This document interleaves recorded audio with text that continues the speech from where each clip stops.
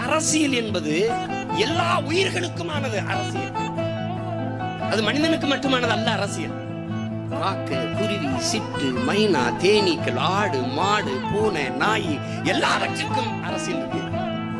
இருக்கா சீமான்? இருக்கு.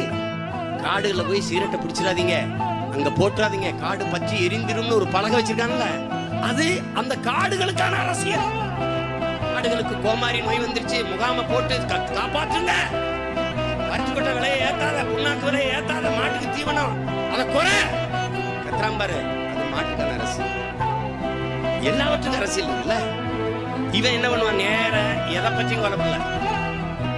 காடை அழிக்கிறது, ஆறை அழிக்கிறது, மலையை அழிக்கிறது, எதை பற்றியும் கவலைப்பட மாட்டான். இந்த சூழியல் பற்றி கவலைப்பட மாட்டான்.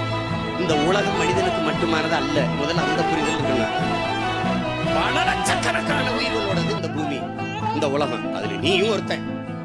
மற்ற உயிரினங்கள் வாழாது, மனிதன் வாழ முடியாது. மனிதர்கள் இல்லாத மரங்கள் வாழும், மரங்கள் இல்லாத மனிதர்கள் வாழவே முடியாது. இந்த உலக உண்மையை, இந்த உயிரியல் அறிவை நீங்க புரிஞ்சுக்கணும். காற்று, மூச்சு காற்று, உயிர், மரம், பறவை பட்சிகளின் கூடு, வீடு, மரம் பழம், மரம் விதை, மரம் நிலம், மரம் மழை, இப்படி நாங்க பார்ப்போம். அவன் வருவான்.